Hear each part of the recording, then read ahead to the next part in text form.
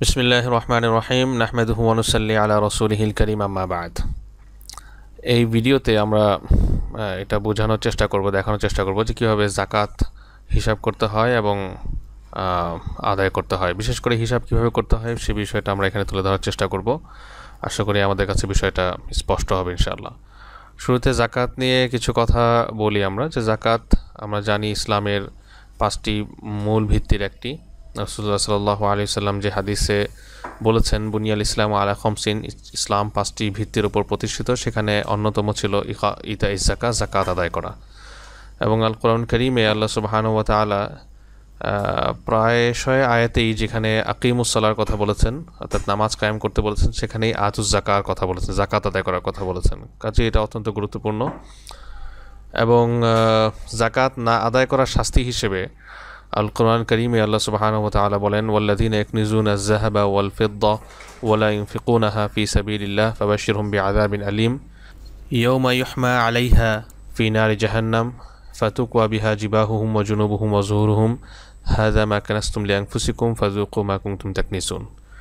যারা স্বর্ণ এবং রূপা জমা করে এবং আল্লাহর পথে খরচ করে না, তাদেরকে আপনি কঠোর শাস্তির, বেদনাদায়ক শাস্তির কথা শুনিয়ে দিন, যেদিন অর্থাৎ যে জাহান্নামে যেদিন তাদের এই সম্পদগুলোকে পোড়ানো হবে এবং এইগুলো দিয়ে তাদের জিবাহুম, তাদের ললাট, তাদের কপাল, তাদের পার্শ্ব এবং তাদের পৃষ্ঠদেশে লাগানো হবে এবং বলা হবে হাযা মা কানাসতুম লিআনফুসিকুম, এগুলোই তোমরা নিজেদের জন্য জমা করে রেখেছিলে, ফাযুকু মা কুনতুম তাকনিজুন। কাজেই যেগুলো তোমরা সঞ্চয় করেছিলে এগুলো আজকে তোমরা নিজেরা সেগুলোর স্বাদ আস্বাদন করো। কাজেই যাকাত আদায় না করে আমাদের সম্পদ শুধুমাত্র সঞ্চয় করে রাখা, জমা করে রাখা, এটা আল্লাহ সুবহানাহু ওয়া তাআলা অত্যন্ত অপছন্দ করেন এবং কঠোর থেকে কঠোরতম শাস্তির ঘোষণা এখানে দিয়েছেন। যাই হোক, যাকাত ফরজ হওয়ার জন্য শর্ত দুটো, আমরা এখানে সহজে সেগুলো এক্সপ্লেন করার চেষ্টা করব। 1 নম্বর হচ্ছে নিসাব, পরিমাণ সম্পদ হওয়া। নিসাব হচ্ছে একটা ন্যূনতম পরিমাণ সম্পদ, যে পরিমাণ সম্পদ কমপক্ষে থাকলে একজন মানুষের উপর যাকাত ফরজ হয়। নিসাব, যাকাতের নিসাব বর্ণনা করা হয়েছে স্বর্ণ এবং রূপা দুটো দিয়েই। স্বর্ণের যে হিসাব 7.5 ভরি, সেটা বর্তমানে 87.48 গ্রাম আসে, আর রূপার ক্ষেত্রে 52.5 ভরি 612.36 গ্রাম আসে। তো এই সমমূল্যের, এই সমপরিমাণ সম্পদ যদি কারো কাছে থাকে তাহলেই তার উপর যাকাত ফরজ হবে। বর্তমান প্রেক্ষাপটে যেহেতু স্বর্ণ এবং রূপার দামের মাঝে, মানে এই দুই নেসাবের মাঝে সে একটা বিরাট তফাৎ রয়েছে, কাজে যেটা আমরা মেনে নিলে বা যেটাকে গ্রহণ করলে গরিবদের হক বেশি আদায় হয়, কারণ যাকাত হচ্ছে গরিবদের হক, সেটাকেই আমাদের গ্রহণ করতে হবে। কাজে রূপার হিসাবে যদি আমরা নিসাব ধরি তাহলে অনেক বেশি মানুষের উপর যাকাত আসে এবং অনেক বেশি মানুষ যাকাত আদায় করার তাদের উপর ফরজ হয়। কাজেই আমরা সেটাই গ্রহণ করা উচিত। কাজেই কারো উপর যদি রূপার 52.5 ভরির সমপরিমাণ মূল্যের যাকাতযোগ্য সম্পদ থাকে, যাকাতযোগ্য সম্পদ কী এগুলো আমরা সামনে আলোচনা করছি, তাহলে তার উপর যাকাত ফরজ হবে। আমরা অনেকেই যাকাত দেওয়াটাকে একটা বার্ডেন মনে করি, বোঝা মনে করি, বা মনে করি যে এটার দ্বারা আমার সম্পদ কমে যাচ্ছে। কিন্তু যাকাত কিন্তু আলটিমেটলি আমার সম্পদের জন্য একটা সিকিউরিটি। এবং আল্লাহ সুবহানাহু ওয়া তাআলা, আমরা যখন যাকাত দেই, সেই যাকাতের সম্পদকে আল্লাহ সুবহানাহু ওয়া তাআলা বাড়িয়ে দেন, এটার মাঝে বরকত বৃদ্ধি করে দেন। বরকত বৃদ্ধি করার অর্থ হচ্ছে, হয়তো অনেক ক্ষেত্রে অনেকেই আমার পরিচিত আছেন এমন অনেক ভাই যারা বলেন যে যাকাত দেওয়াতে ফিজিক্যালি তাদের সম্পদ বেড়েছে, আক্ষরিক অর্থেই সম্পদ বেড়েছে।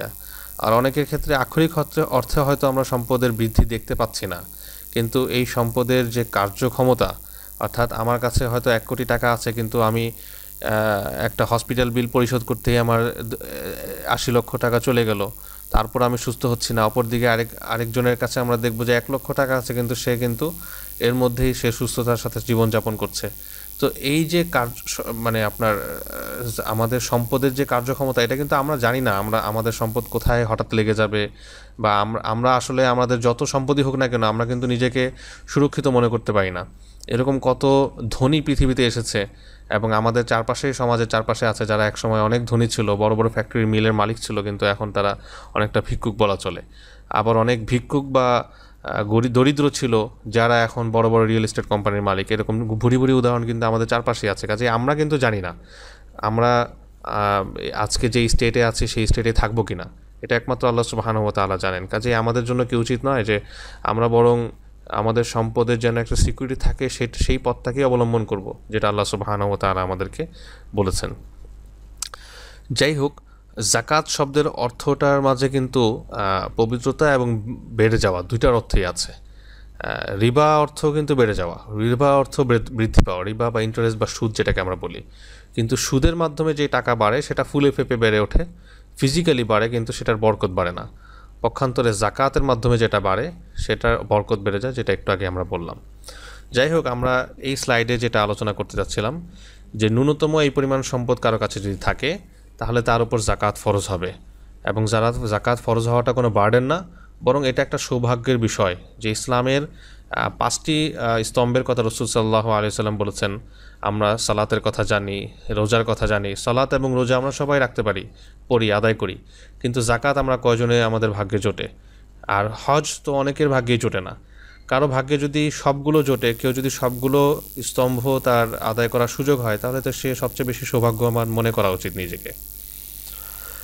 যাই হোক, প্রথম শর্ত ছিল হচ্ছে নেশাব পরিমাণ সম্পদের, ন্যূনতম নেশাব পরিমাণ সম্পদের মালিক হওয়া, এবং দ্বিতীয় শর্ত হচ্ছে বছর অতিক্রান্ত হওয়া। বছর অতিক্রান্ত হওয়ার অর্থ হচ্ছে যেদিন সে প্রথম নেশাব পরিমাণ সম্পদের মালিক হবে সেদিন থেকে এক চান্দ্র বছর, অর্থাৎ 1 লুনার ইয়ার বা একটা হিজরি বছর অতিক্রান্ত হওয়া।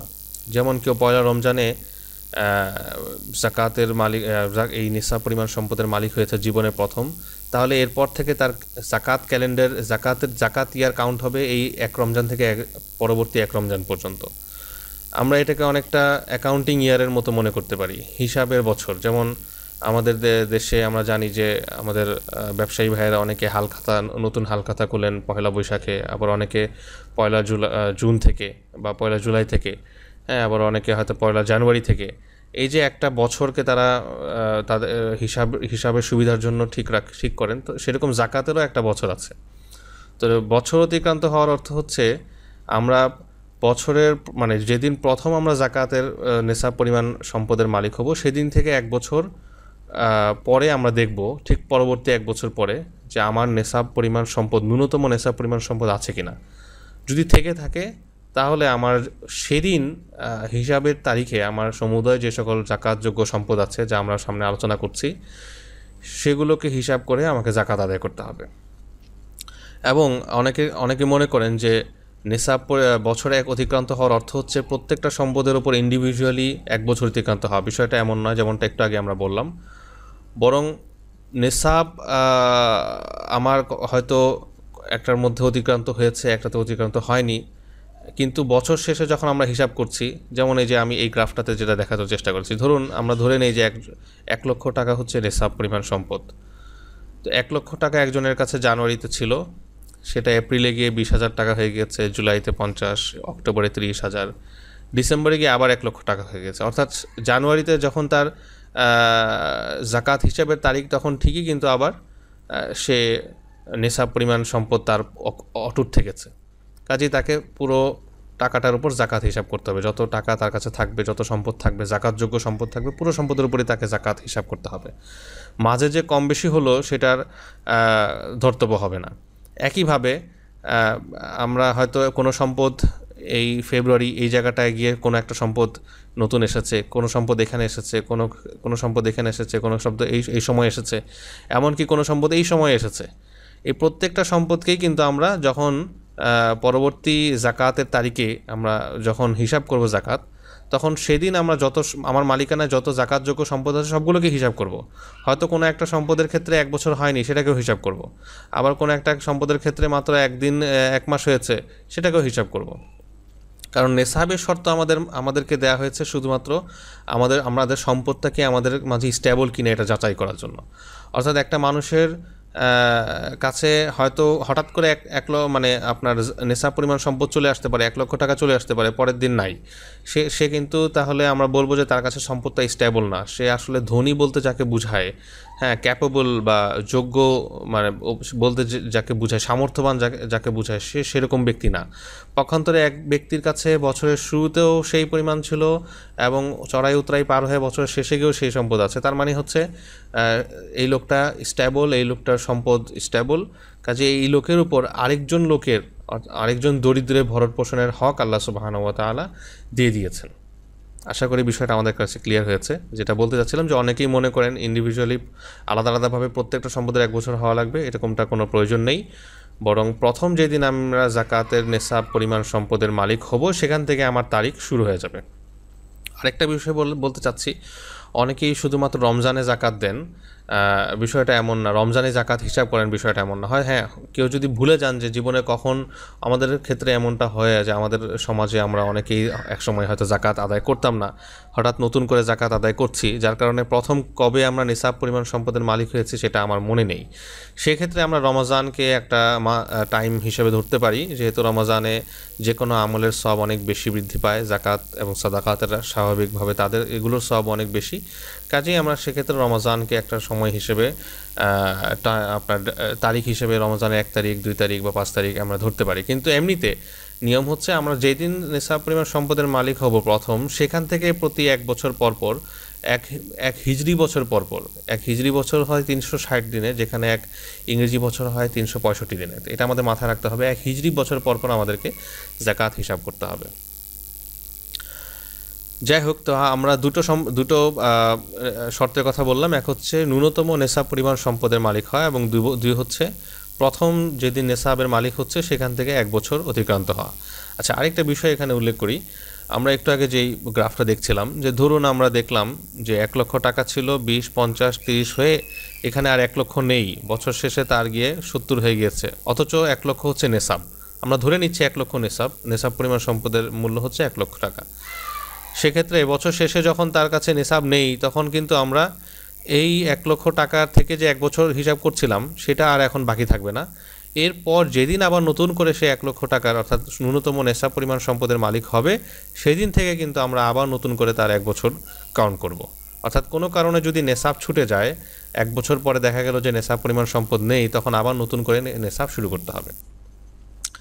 এবার আমরা আসি জাকাতযোগ্য সম্পদ কী কী। জাকাতযোগ্য সম্পদ বলতে আমরা বোঝাতে যাচ্ছি যে কোন কোন সম্পদের ক্ষেত্রে জাকাত হিসাব করতে হবে। আল্লাহ সুবহানাহু ওয়া তাআলা আমাদেরকে আমাদের সমুদয় সম্পদের উপর জাকাত হিসাব করতে বলেননি। যেমনটা আমরা ইনকাম ট্যাক্সের ক্ষেত্রে সাধারণত দেখা হয় যে সব ল্যান্ডের ক্ষেত্রে, সব প্রপার্টির ক্ষেত্রে ইনকাম ট্যাক্স হিসাব করতে হয়, কিন্তু এমনটা নয়, জাকাত এমন নয়। আল্লাহ সুবহানাহু ওয়া তাআলা আমাদের জন্য অনেক সহজ করে দিয়েছেন। সাধারণত যে সকল সম্পদ বর্ধনশীল, সেগুলোর মাঝে আল্লাহ সুবহানাহু ওয়া তাআলা জাকাত আমাদেরকে দিয়েছেন। বর্ধনশীল সম্পদ কী কী? বর্ধনশীল সম্পদ বলতে আল্লাহ সুবহানাহু ওয়া তাআলা এবং তার প্রিয় হাবিব সাল্লাল্লাহু আলাইহি ওয়াসাল্লাম আমাদেরকে যেগুলো জানিয়েছেন, সেগুলো হচ্ছে প্রথমত স্বর্ণ এবং রূপা। স্বর্ণ এবং রূপা এই দুইটা হচ্ছে ন্যাচারালি, আমরা এগুলোকে বলতে পারি খনিজ সম্পদ, এবং এগুলো এমন এমন সম্পদ যে উত্তরোত্তর সেগুলোর মূল্য সাধারণত বৃদ্ধি পায় কিংবা মূল্যটা স্টেবল থাকে। সেই হিসেবে স্বর্ণ এবং রূপার যাবতীয় আমাদের কাছে যা থাকবে, বার থাকুক, অলংকার থাকুক, তৈজসপত্র থাকুক, সবগুলোকেই আমাদের জাকাতের জন্য হিসাব করতে হবে। জাকাতের জন্য আমাদেরকে এগুলো আমাদের খাতার মধ্যে নোট করতে হবে।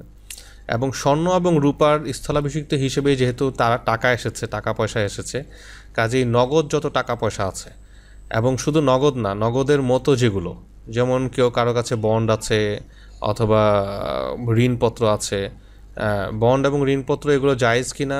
হ্যাঁ, সুদি বন্ড বা ঋণপত্র যদি হয় তাহলে এগুলো জায়েজ নেই, এবং সাধারণত বন্ড সুদি এবং সুদি হয়ে থাকে, কাজেই সেটা ভিন্ন বিষয়। কিন্তু কারো কাছে যদি এমন থাকে, সেগুলোকে তার হিসাব করতে হবে, কারণ এগুলো সহজেই তরলযোগ্য, অর্থাৎ সহজেই এগুলোকে ভাঙিয়ে আমরা টাকা বের করে নিয়ে আসতে পারছি। একইভাবে ব্যাংকে জমানো কোনো অর্থ যদি থাকে, সেটা কারেন্ট অ্যাকাউন্ট হোক, সেভিংস অ্যাকাউন্ট হোক, ফিক্সড ডিপোজিট হোক বা যেভাবেই হোক না কেন, অনেকে মনে করেন যে আমি ফিক্সড ডিপোজিট রেখে দিয়েছি 10 বছরের জন্য, এটাকে জাকাতে হিসাব করতে হবে না। এটা ভুল। বরং আমরা যেদিন জাকাত হিসাব করব, সেদিন আমার ফিক্সড ডিপোজিটের অ্যাকাউন্ট স্টেটমেন্ট আমরা নেব, নিয়ে সেদিনের আমার হয়তো 1 বছরের লাভ এসেছে বা আগের বছরের মুনাফা এসেছে, ওই দিনের যেই স্টেটমেন্টটা, ওই দিন আমার অ্যাকাউন্টে যত টাকা স্থিতি দেখানো হচ্ছে সেটাকে আমরা জাকাত হিসাবের সময় আমাদেরকে যোগ করতে হবে। তাহলে 1 নম্বর হচ্ছে স্বর্ণরূপা এবং স্বর্ণরূপার স্থলাভিষিক্ত হিসেবে টাকা পয়সা, ব্যাংকে জমানো অর্থ এবং এমন যে কোনো সম্পদ যেগুলো সহজে তরল করা যায়, সহজে ভাঙানো যায়। এবং 2 নম্বর হচ্ছে ব্যবসার সম্পদ।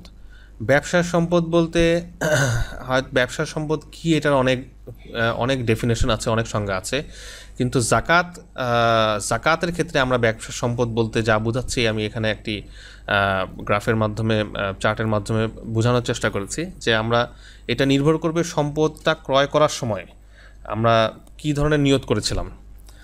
নিয়ত কয়েক রকম হতে পারে। আমরা নিয়ত করেছি নিজে ব্যবহার করব, অথবা নিয়ত করেছি ভাড়া দেব, অথবা এটাকে বিক্রয় করব, অথবা ক্রয় করার সময় আমরা কোনো নিয়তই করি নাই। যদি নিজে ব্যবহার করার নিয়ত করে থাকি তাহলে সেটার জন্য জাকাত হিসাব করতে হবে না। যদি ভাড়া দেওয়ার জন্য নিয়ত করে থাকি তাহলেও এটার উপর জাকাত দিতে হবে না, বরং ভাড়াটা যখন হাতে আসবে সেটা যেহেতু একটা তরল অর্থ, সেটা যদি আমার কাছে থাকে, আমার ব্যাংকে থাকে অথবা আমার খাতে থাকে, তাহলে যেদিন আমি জাকাত হিসাব করব সেদিন অন্য সব তরল অর্থের মতো এটাকে জাকাতে হিসাব করতে হবে, নতুবা এই সম্পদটার উপর আসলে আমাকে জাকাত হিসাব করতে হবে না। কোনো নিয়ত যদি না করে থাকি তাহলেও জাকাত হিসাব করতে হবে না। একটা মাত্র কন্ডিশন, যে যদি আমি ক্রয় করার সময় এটাকে পুনরায় বিক্রয় করার নিয়ত করে থাকি তাহলে জাকাতের জন্য আমাদেরকে হিসাব করতে হবে। ধরুন আমরা ক্রয় করার সময় কোনো নিয়ত করিনি, হ্যাঁ, এরপর নিয়ত বলতে আমি নিয়তের পাশাপাশি পরিকল্পনা বলেছি। নিয়ত বলতে নাওয়াইতু আন উসাল্লিয়া এরকম কোনো আমার নিয়ত করতে হবে না যে আমি নিয়ত করছি যে আমি এটাকে বিক্রয়, এরকম নয়। অর্থাৎ আমার মনে কী ছিল, পরিকল্পনাটা কী ছিল, প্ল্যানিংটা কী ছিল, সেটার উপর নির্ভর করবে। আমরা যদি এটাকে বিক্রয় করার জন্য নিয়ত না করি, ধরুন ক্রয় করার সময় আমরা কোনো নিয়তই করি নাই, কিন্তু পরবর্তীতে আমরা নিয়ত করলাম যে ঠিক আছে এটাকে আমরা বিক্রি করে দেবো, ভালো দাম পেলে বিক্রি করে দেবো। এই অবস্থায় 1 বছর চলে গেল, 2 বছর চলে গেল, আমার জাকাতের হিসাবে তারিখ চলে আসলো, তখনও কিন্তু আমরা এটাকে জাকাত হিসাব করব না যতক্ষণ না এটাকে সত্যই বিক্রি করা হচ্ছে এবং বিক্রয় করার পরে এটা টাকা অর্থ আমার হাতে এসেছে, তখন ওই নগদ অর্থ হিসাবে সেটাকে জাকাতের জন্য আমরা হিসাব করতে হবে। ওই সম্পদটার উপর আমাকে, যেহেতু ক্রয় করার সময় আমার বিক্রয় করার নিয়ত ছিল না, আমাকে আর ফার্দার এটার জন্য জাকাত হিসাব করতে হবে না।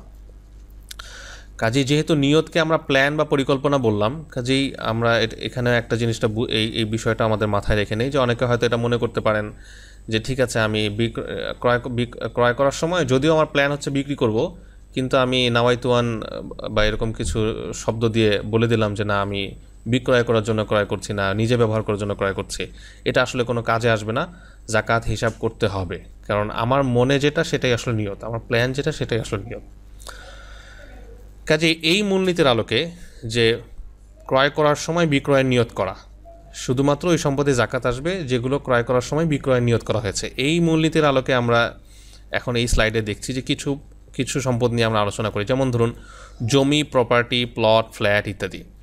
এই ধরনের রিয়েল এস্টেটের ক্ষেত্রে যদি আমরা বিক্রয়ের জন্য ক্রয় করে থাকি তাহলেই কেবলমাত্র জাকাতের জন্য হিসাব করতে হবে। যদি বিক্রয়ের জন্য নিয়ত না করে থাকি তাহলে জাকাতের জন্য হিসাব করতে হবে না, বরং আমরা যে একটু আগে যেটা বললাম যে আমরা ধরুন কিনেছি অনেক আগে, এরপর হঠাৎ করে আমরা চেঞ্জ করেছি মাইন্ড যে আমরা বিক্রি করব, বিক্রির জন্য ক্রেতা খুঁজছি, পাওয়া যাচ্ছে না। ইন দ্য মিন টাইম আমাদের জাকাত হিসাবে তারিখ চলে আসছে, কিন্তু আমরা ওইটাকে জাকাতের জন্য তখন হিসাব করব না যতক্ষণ না আমরা এটাকে বিক্রয় করছি, সত্যিকার অর্থে বিক্রয় করছি। অর্থাৎ সারাংশ হচ্ছে কেবলমাত্র ক্রয়ের সময় যদি আমরা বিক্রয়ের নিয়ত করে থাকি তখনই সেটা জাকাতের জন্য হিসাব করতে হবে। শেয়ার বা স্টকের ক্ষেত্রে যদি হয়, আমরা দেখি যদি সেকেন্ডারি মার্কেটে বিক্রয় করার ইচ্ছায় ক্রয় করা হয়, তাহলে যেহেতু এটা বিক্রয় করার জন্য ক্রয় করা হয়েছে, কাজেই তখন জাকাতের হিসাবের দিন সেটাকে জাকাতের জন্য হিসাব করতে হবে। কীভাবে হিসাব করবে? সেদিন ওই স্টকটার যে মূল্য আমরা স্টক এক্সচেঞ্জে দেখব সেটাকেই আমার জাকাতের জন্য কাউন্ট করতে হবে। পক্ষান্তরে যদি কোম্পানিতে বিনিয়োগ করে মুনাফার জন্য ক্রয় করে থাকে, অর্থাৎ প্রাইমারি শেয়ার যেটাকে বলা হয়, যে সেটাকে পুনরায় বিক্রি করার কোনো ইচ্ছা নাই, শুধু বিনিয়োগ হিসেবে কোম্পানিতে দিয়েছে, তখন ধরে নেওয়া হবে যে ওই ব্যবসার মধ্যে তিনি অংশীদার। তখন ব্যবসার মধ্যে অংশীদার হলে ব্যবসার কোন কোন সম্পদে জাকাত আসে আমরা একটু আগে কিন্তু আলোচনা করলাম, এবং পরের স্লাইডেও আমরা আলোচনা করছি। এই যে পরের স্লাইডে আমরা আলোচনা করছি যে ব্যবসার কোন কোন সম্পদের উপর আসবে। কাঁচামাল, তৈরিকৃত পণ্য, তৈরির প্রক্রিয়াধীন পণ্য, এগুলোর উপর জাকাত আসবে, কারণ এগুলোকে ক্রয়ই করা হয়েছে বিক্রয় করার জন্য। কাঁচামাল ক্রয় করা হয়েছে যে এটাকে প্রসেস করে আরেকটা পণ্য তৈরি করা হবে, আর তৈরিকৃত পণ্য আর তৈরির প্রক্রিয়াধীন পণ্য তো বিষয়টা স্পষ্টই। পক্ষান্তরে কোম্পানির গাড়ি, ফ্ল্যাট বা ফিক্সড অ্যাসেট বা মেশিনারিজ যেগুলো ক্রয় করেছে তাদের ব্যবহারের জন্য, তাদের পণ্য উৎপাদনের জন্য, সেগুলোর উপর জাকাত হিসাব করতে হবে না, কারণ এগুলোকে বিক্রয়ের জন্য কেনা হয়নি। তো আমরা একটু আগে যেটা বলছিলাম যে কেউ যদি কোনো শেয়ার কিনে থাকে কোম্পানিতে বিনিয়োগ করে মুনাফা করার জন্য, তখন তার উচিত হবে ওই কোম্পানিতে যে বিনিয়োগ করেছে সেই কোম্পানির এই ধরনের তরল সম্পদ এবং এই কাঁচামাল, তৈরিকৃত পণ্য ইত্যাদি কী পরিমাণ আছে। দরকার হলে, প্রয়োজন হলে সে তার তার কোম্পানিকে রিকোয়েস্ট করতে পারে যে আমাদেরকে জাকাতেবল অ্যাসেট কী কী আছে আপনার কোম্পানিতে, এটার একটা স্টেটমেন্ট দেন। ধরুন বলা হলো যে আমাদের 30% জাকাতেবল অ্যাসেট আছে, আমাদের ক্যাশ, তারপর ব্যাংক ব্যালেন্স, তারপর এই ফ্যাক্টরির কাঁচামাল, তৈরিকৃত পণ্য সব মিলিয়ে আমাদের কাছে 30% জাকাতেবল অ্যাসেট আছে, জাকাতযোগ্য সম্পদ আছে। তখন ওই 30%-এর উপর জাকাত দিতে হবে। একটা স্টকের মূল্য যদি হয় 100 টাকা, উনি স্টকের মালিক যিনি, তিনি জাকাত হিসাব করার সময় এই স্টকের থেকে 30 টাকাকে জাকাতের জন্য হিসাব করবেন। এভাবে আমাদেরকে জাকাতের হিসাব করতে হবে যে প্রাইমারি শেয়ার যাদের কাছে আছে, বিনিয়োগের জন্য যে স্টক যারা ক্রয় করেছেন তাদের ক্ষেত্রে। এখন আমরা একটু আগে ব্যবসা সম্পদের কথা বললাম, স্বর্ণরূপার কথা বললাম, বা বিভিন্ন রকম অ্যাসেটের কথা বললাম যেগুলো আমরা ক্রয় করেছি বিক্রয় করার জন্য। এখন প্রশ্ন হচ্ছে যে আমরা কোন মূল্যটাকে এখানে কাউন্ট করব, যখন জাকাত হিসাব করব, জাকাতের হিসাবের নোটের ক্ষেত্রে আমরা কোন মূল্য এটাকে হিসাব করব। আমাদের মনে রাখতে হবে যে জাকাত আসে আমার পণ্যটা, আমার কাছে যেই জিনিসটা আছে সেটার মূল্যের উপর। সেটার মূল্য বলতে বোঝায় সেটাকে আমি এই মুহূর্তে যদি বিক্রি করি কত টাকা মূল্য আসবে। কারণ আমি ক্রয় করেছি একটা মূল্যে, সেখান থেকে হয়তো এখন কমেছে বা বেড়েছে, ক্রয় মূল্য কিন্তু আসলে ধর্তব্য না। ধর্তব্য হচ্ছে আমি এখন বাজারে যদি এটা বিক্রি করতে চাই তাহলে এটা কি পরিমাণ মূল্য আমরা পাবো। কাজেই আমরা যদি একটা ল্যান্ড, এখানে আমি যেটা দেখানোর চেষ্টা করছি যে 1998-তে আমরা ক্রয় করেছি ধরুন 2 লক্ষ টাকায়, কিন্তু 2016-তে যখন জাকাত হিসাব করা হচ্ছে এটা বিক্রয় মূল্য চলে আসছে 2 কোটি টাকা, এবং এই ল্যান্ডটা কেনা হয়েছিল বিক্রয় করার নিয়তে। কাজেই তখন কিন্তু আমরা জাকাত হিসাব করার সময় 2 কোটি টাকা মূল্যমান হিসাব করব, 2 লক্ষ টাকা মূল্যমান হিসাব করব না। একইভাবে স্বর্ণের ক্ষেত্রে, স্বর্ণ আমরা যখন জাকাতের জন্য হিসাব করব, হয়তো কেনা হয়েছে সেটা 45,000 টাকা ভরি, কিন্তু যখন আমরা এটাকে জাকাত যখন হিসাব করব তখন দাম চলে এসেছে উদাহরণস্বরূপ 38,000 টাকা। তখন কিন্তু এই 38,000 টাকা ভরি হিসেবেই আমার এই স্বর্ণটার মূল্য হিসাব করতে হবে। একইভাবে রূপার ক্ষেত্রেও, একইভাবে আমার ব্যবসার সম্পদের ক্ষেত্রেও, সব কিছুর ক্ষেত্রে আমরা বিক্রয় মূল্যটাকে হিসাব করব জাকাতের ক্ষেত্রে। এবার আমরা আসি জাকাত এবং ঋণ প্রসঙ্গে। ঋণ আমরা জানি জাকাতের ক্ষেত্রে একটা যথেষ্ট ভূমিকা পালন করে। ঋণ দুই রকম হতে পারে, একটা হচ্ছে প্রদেয় ঋণ বা দেনা আমার কাছ থেকে যারা পাবে, একটা হচ্ছে প্রাপ্য ঋণ বা পাওনা বা আমি যাদের কাছ থেকে পাবো। প্রাপ্য ঋণ বা পাওনার ক্ষেত্রে বিধান হচ্ছে টাকাটা যখন আমাদের হাতে আসবে তখন পেছনের বছর সহ জাকাত আদায় করে দিতে হবে। কাজেই কেউ যদি চায় যে আমি প্রতি বছরই ওটার জাকাত হিসাব করে যাব, কারণ আমি এই টাকাটা পাওনার সম্ভাবনা আছে, তাহলে তখন উনি প্রতি বছরই এটা জাকাত হিসাব করে গেলে ওনার জন্য ভালো হয়। নতুবা যখন হাতে আসবে তখন পেছনের বছরের জাকাতগুলো আদায় করতে হবে।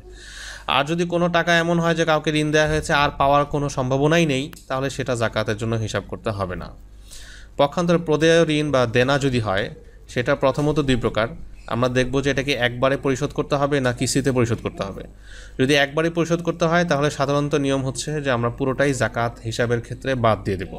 আর যদি কিস্তিতে পরিশোধের যোগ্য হয় তাহলে আমরা পরবর্তী 1 বছর, অর্থাৎ আজকে জাকাতের হিসাব তারিখ থেকে নিয়ে পরবর্তী জাকাতের হিসাব তারিখ পর্যন্ত যত টাকা আমাকে পরিশোধ করতে হবে সেটাই কেবলমাত্র আমরা জাকাতের হিসাব থেকে বাদ দেব। এরকম অনেক প্রশ্ন আমাদের কাছে অনেকে করে থাকেন যে ওনার সমুদায় সম্পদের পরিমাণ উদাহরণস্বরূপ 50 লক্ষ টাকা, কিন্তু উনি ব্যাংক ঋণ নিয়ে রেখেছেন 2 কোটি টাকা। এখন উনি যদি ঋণের টাকা বাদ দেন তাহলে জাকাত তো ওনার উপর আসলে ফরজ হয়ই না, বরং উল্টো ওনাকে জাকাত দিতে হয়, এরকম একটা পরিস্থিতি তৈরি হয়। তো আমরা ওভাবে যদি চিন্তা করি তাহলে পুরো পৃথিবীর, আমাদের বাংলাদেশের প্রেক্ষাপটে প্রায় সব বড় বড় কোম্পানির মালিকদের উপরই জাকাত ফরজ হয়ে যায়, মানে তাদেরকে জাকাত দিতে হয়। তারা তো জাকাত দিবেন না, তাদেরকে জাকাত দিতে হয়, কারণ তারা প্রত্যেকেই প্রায় সকলেই ঋণ খেলাপি হয়ে আছেন কোটি কোটি, হাজার হাজার কোটি কোটি টাকার। কাজে এটা আমাদের মনে রাখতে হবে, শুধু এক বছরের ঋণ আমরা বাদ দিতে পারবো। বরং আরেকটি ক্রাইটেরিয়া আমাদের মনে রাখতে হবে যে জাকাত যে ঋণটা আমরা নিয়েছি, এই ঋণটা দিয়ে আসলে আমরা কি ক্রয় করেছি। যদি এমন হয় যে আমার প্রয়োজন অতিরিক্ত কোনো ফিক্সড অ্যাসেট ক্রয় করা হয়েছে, ফিক্সড অ্যাসেট বলতে এমন কোনো সম্পদ যে সম্পদের উপর জাকাত আসে না, একটা গাড়ি ক্রয় করা হয়েছে অথবা একটা ল্যান্ড ক্রয় করা হয়েছে এরকম, তাহলে সেক্ষেত্রে আমাদের ওইটা কিন্তু আমরা জাকাতের হিসাব থেকে বিয়োগ দিতে পারবো না। কারণ জাকাতের হিসাব থেকে ঋণ বাদ দেওয়ার কথা এই জন্যই এসেছে, কারণ ঋণ আদায় করার প্রায়োরিটি বা গুরুত্ব সবচেয়ে বেশি। এখন এই ঋণ আদায় করতে গিয়ে যেন আমি সমস্যায় পড়ে না যাই, কাজেই ওই ঋণের টাকাটা আলাদা রাখতে বলা হয়েছে। পক্ষান্তরে যখন একজন ব্যক্তি প্রয়োজন অতিরিক্ত কোনো একটা ফিক্সড অ্যাসেট ক্রয় করছে, ধরুন একটা ল্যান্ড ক্রয় করেছে, তার যথেষ্ট জমি আছে বা থাকার জায়গা আছে, সব কিছুই আছে, অতিরিক্ত একটা জায়গা কিনে রেখেছে ঋণ করে, বা একটা প্রপার্টি বা একটা ফ্ল্যাট কিনে রেখেছে যেটা তার প্রয়োজন অতিরিক্ত। এখন এই লোককে ঋণ পরিশোধ করতে যদি অসমর্থ হয় কোনো কারণে, তাহলে কিন্তু সে এই ফিক্সড অ্যাসেটটাকে বিক্রয় করে দিয়ে তারপর ওই ঋণটা পরিশোধ করতেই পারে।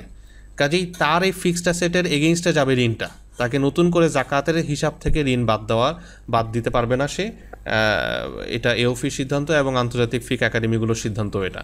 কারণ বর্তমানে এই জিনিসটা খুব বেশি দেখা যাচ্ছে যে মানুষ ঋণ করে করে প্রয়োজন অতিরিক্ত প্রপার্টি করে রাখছে, প্রয়োজন অতিরিক্ত একটা গাড়ি আছে, 10টা গাড়ি কিনছে, 5টা গাড়ি কিনছে, এই ধরনের সম্পদ সে কিনে রাখছে জাকাত থেকে বাঁচার জন্য, জাকাতকে ফাঁকি দেওয়ার জন্য।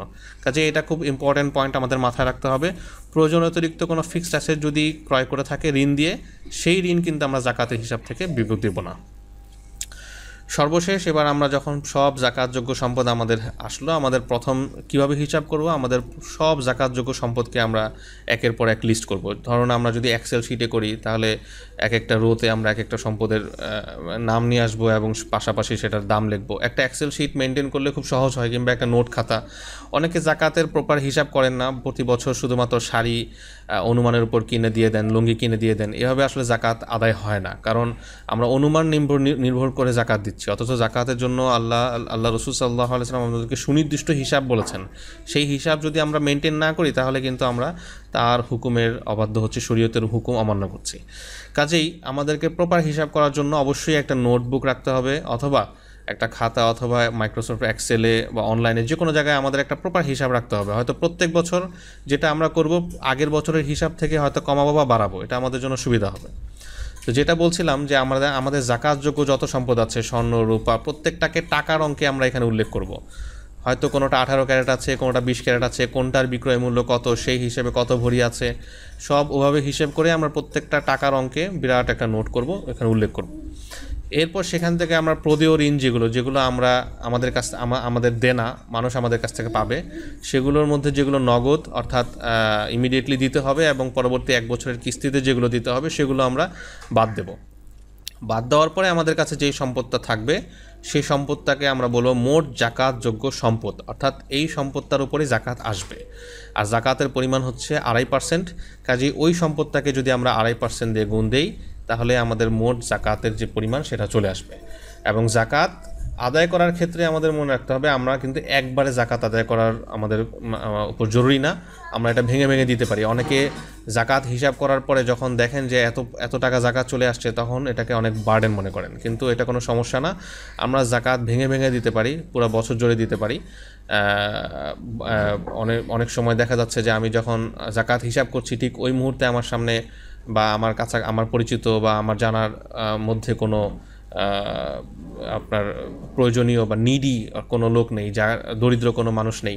হ্যাঁ, হয়তো পরবর্তীতে আমার কাছে এরকম অনেক মানুষ আসতে পারে বা আমি জানতে পারি। কাজে আমরা ওটা রেখে দিতে পারি, যখন প্রয়োজন আসবে বা যখন এই ধরনের মানুষ আসবে, আমরা তখন তাদের কাছে জাকাতটাকে হিসাব করে দিয়ে দিব। যাই হোক, আমার পুরো আলোচনাটার আমি এখানে সারাংশ টানছি যে আমরা প্রথমে আলোচনা করেছি জাকাত কার উপর ফরজ হয়। জাকাত ফরজ হওয়ার জন্য দুটো শর্ত। 1 নম্বর হচ্ছে ন্যূনতম নেশাব পরিমাণ সম্পদের মালিক হওয়া, এবং 2 নম্বর হচ্ছে প্রথম যেদিন নেশাব পরিমাণ সম্পদের মালিক হয়েছে সেদিন থেকে 1 বছর অতিক্রান্ত হওয়া। এবং এই বছরের মাঝখানে যদি সম্পদ কম বেশি হয়, সেটা খুব একটা ধর্তব্য নয়। এরপর জাকাতযোগ্য সম্পদ কি আমরা বলেছি, 1 নম্বর হচ্ছে স্বর্ণ রূপা, এবং স্বর্ণ রূপার সাথে সাথে স্বর্ণ রূপার স্থলাভিষিক্ত নগদ অর্থ বা ব্যাংকে জমানো অর্থ বা এমন যে কোনো অর্থ যেগুলো সহজেই তরলযোগ্য। এবং 2 নম্বর বলেছি ব্যবসার সম্পদ। ব্যবসার সম্পদ বলতে আমরা বলেছি ব্যবসা সম্পদ ক্রয় করার সময় যদি বিক্রয় নিয়ত করে থাকে, সেটাকেই আমরা ব্যবসার সম্পদ বলবো, এবং কেবলমাত্র সেটাকেই জাকাতের জন্য হিসাব করতে হবে। কাজেই জমি, প্রপার্টি, প্লট, ফ্ল্যাট কিংবা শেয়ার স্টক যেগুলোকে বিক্রয় করার জন্য ক্রয় করা হয়েছে, কেবলমাত্র সেগুলোরই জাকাত হিসাব করতে হবে। আর কোম্পানির ক্ষেত্রে কিভাবে জাকাত হিসাব করবে সেটা আমরা বলেছি, এবং কোন মূল্য ধর্তব্য হবে, যে মূল্য যেদিন জাকাত হিসাবের তারিখ, সেদিনের যে বাজার মূল্য সেটাই একমাত্র ধর্তব্য হবে। এবং সর্বশেষ আমরা ঋণ নিয়ে আলোচনা করেছি যে ঋণ যদি প্রদেয় ঋণ বা দেনা হয় তাহলে সেটা একবারে পরিশোধযোগ্য না দুইবারে কিস্তিতে পরিশোধযোগ্য সেটা আমরা দেখব। যদি একবারে পরিশোধযোগ্য হয় তাহলে সেটা বিয়োগ দিব, কিস্তিতে হলে কেবলমাত্র 1 বছরেরটা বিয়োগ দিব। আর প্রয়োজন অতিরিক্ত ফিক্সড অ্যাসেট ক্রয়ে যদি ঋণ নেওয়া হয় তাহলে সেটাকে আমরা জাকাত থেকে বিয়োগ দেব না। এভাবে পুরো জাকাতযোগ্য সম্পদটাকে নির্ণয়ের পর আমরা সেটাকে টাকার অঙ্কে রূপান্তর করব। সেখান থেকে প্রদেয় ঋণগুলো বাদ দেওয়ার পরে যে টাকা থাকবে সেটার 2.5%কে আমরা জাকাত হিসেবে ক্যালকুলেট করব, এবং জাকাত বছর জুড়ে বিভিন্ন সময় ভেঙে ভেঙে দেওয়া যায়। আশা করি আমাদের এই আলোচনা থেকে, সারসংক্ষেপ আলোচনা থেকে আমরা জাকাতের খুঁটিনাটি বিষয়ে মোটামুটি ধারণা পেয়েছি। আল্লাহ সুবহানাহু ওয়া তাআলা আমাদের সকলকে তার এই ফরজ বিধানটা সঠিকভাবে আদায় করার তৌফিক দান করুন। ওয়া আখিরু দাওয়ানা আলহামদুলিল্লাহি রাব্বিল আলামিন। আসসালামু আলাইকুম ওয়া রাহমাতুল্লাহি ওয়া বারাকাতুহু।